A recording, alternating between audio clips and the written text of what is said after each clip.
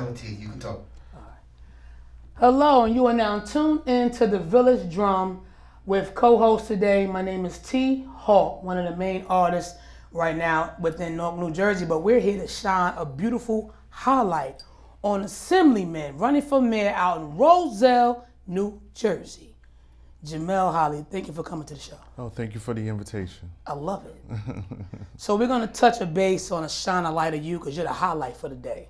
If you're out in Roselle, New Jersey, make sure you vote, and vote again. Tell a friend, get registered. This man had the best potential I've seen so far as a running for mayor in a long time. So we're going to touch base with you. And first thing I want to know is, let the people know who you are.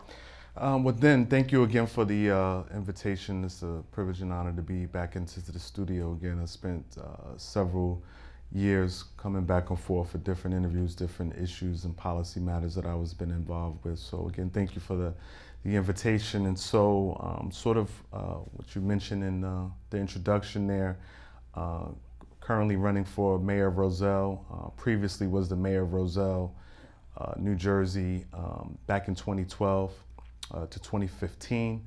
I actually left part of my term. There was a opportunity for me to serve in the New Jersey General Assembly, becoming the first African American out of Roselle to serve in the history of the legislature into the New Jersey General Assembly. And I served there for 6.5 years up until 2021. So it's been a privilege and an honor. Public service has been a part of all my young adult life. I started out as an intern and a volunteer right coming out of high school, and was given a fortunate opportunity to work in the 20th Legislative District Office as an intern and legislative aide, and then ultimately became the youngest chief of staff in the state of New Jersey at the age of 21 back in 2001. So all my young adult life, government, serving people, being involved in the community has just been a passion for me. And then at the tender age of 24, the retiring councilwoman from Roselle, New Jersey, Councilwoman Catherine Carruthers, was retiring, and she approached me and some party leaders and said that, it's time for some young people to get involved here in elective office. And I want to support and endorse Jamel Holly to take on the councilman at large position. And that was my first elected position. I was 24 years old, became the youngest councilman ever elected in Union County, New Jersey. Served there for about 7.5 years, then going on to serve as mayor, and then ultimately ending up as the first African American to serve in the legislature from the 20th Legislative District. My. It's been a journey. Yes, it has. What a journey. And God is amazing. He is. You could tell He's got to shine a light on you. Thank you. Indeed. So as we continue to know more about you, basically, what made you want to become an assemblyman? Yeah, I mean, as I mentioned to you before, I served as a staffer there as an intern, so I saw a lot of the intricacies of the legislative process, working with different legislators, both Republicans and Democrats, as a staffer. Yeah. So when the position was available and came up, then Roselle was in a good position to have a representative for the first time in a very long time from Roselle. Party leaders, community, it was just like that right moment for me to step up to that plate, because I had the experience. So walking into the legislature was very comfortable for me because I worked down there for so many years as a staffer. So walking in as an assemblyman, the only thing that really changed was I became a member as opposed to a staffer. But I built several years of relationships with both Democrats and Republicans, done a lot of policy work on a myriad of issues that face the state of New Jersey. So it was just very gradual for me to step out of being mayor and representing my hometown. To have a seat coming from your own hometown to the legislature is a big deal. You don't often get there. We have 500 plus communities, and so to have someone from your hometown to represent your hometown in the legislature is a meaningful thing. And with that appointment, I became the first African American in the history. So to whom much is given, much is required, right? Indeed. You know, a lot of folks want to become the first, but a lot requires of you for any position in leadership, especially when you're young and, you know, not always taken seriously. Right. You know, it's a nice way to put it. And that's just for young people in general. You know, when you step into leadership roles, most folks don't think that young people can do the job or have the ability to do the job. And so walking into that leadership role, I knew I had an awesome responsibility to make sure that I represented not only young people, but my community and those folks that did support me to get there. So I hit the ground running and took on a lot of important issues in the state of New Jersey. And speaking of issues, let's shine a light on that. Shine a light on the people, let them know some of the amazing things, what issues that we have as far as legislation in New Jersey that you actually help make a difference for the state. Yeah, well, one of the most important things for me was being a mayor, coming from the local level.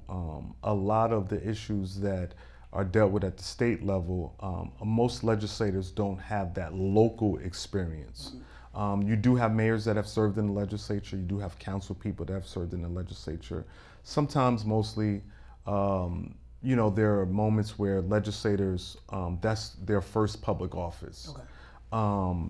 But coming and not that they don't understand local issues, is that they may not have had the experience of dealing with things on a local level. So for me, I was taking my local experience to the state level, but also leveraging the state resources to help me help back my community back on the local level. So one of the most important things that was important for me was the school funding. Okay. Under Governor Christie, public school funding was cut. It hurt, you know, urban communities more in particular. I represented Elizabeth, which is one of the largest cities here in the state of New Jersey. I represented Roselle, Union Township, and also Hillside. So we are suburban, urban type of setting, but we do have, you know, urban components in my district. And so school funding was very important for public education. So when that was cut, that really hurt a lot of local school districts. And a lot of the funds that normally we would receive from the state to help out on the school level and the local level, that burden then fell upon the local taxpayer.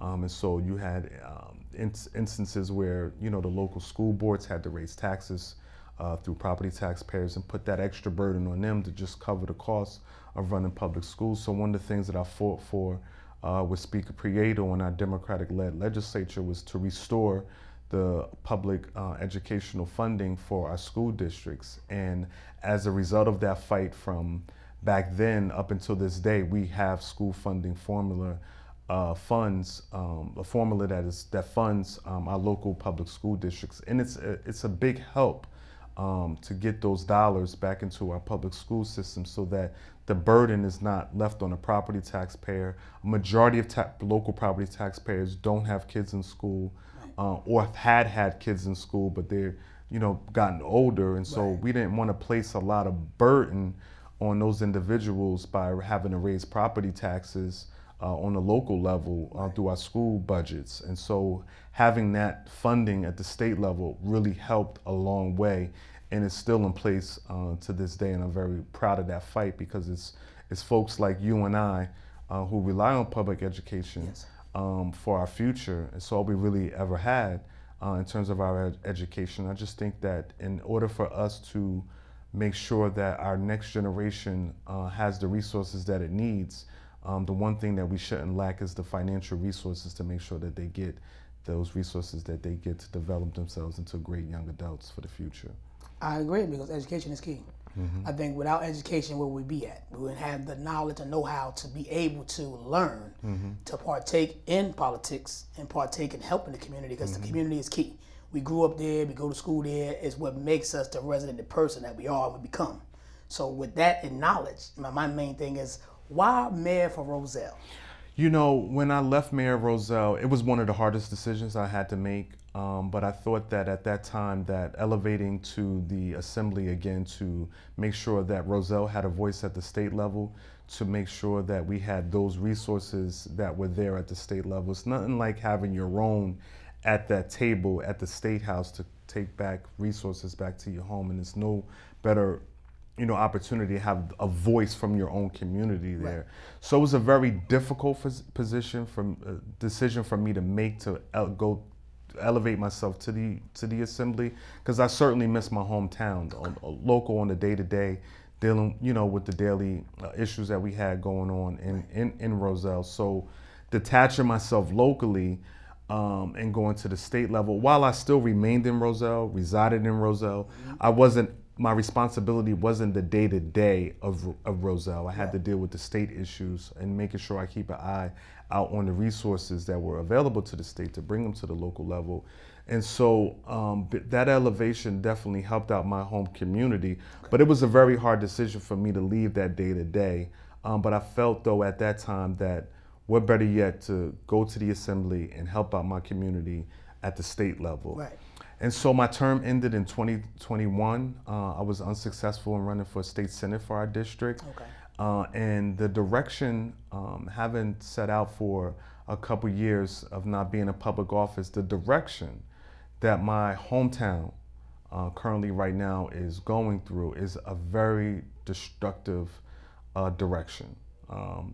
Local government is not working in unison with the people, and that's what local government should be there for. Local government is supposed to be there for the unification and the collaboration of its citizens. Yes. And that has completely dissipated and disappeared.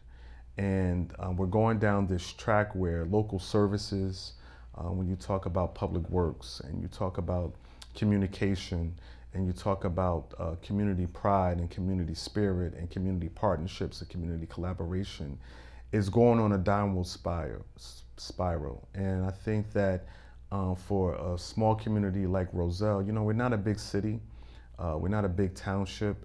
When you have a small borough like Roselle, everything is easier to attain, much easier. And for those particular issues that I just mentioned to you, when you start to see that go in a downward spiral, the community suffers at the end of the day.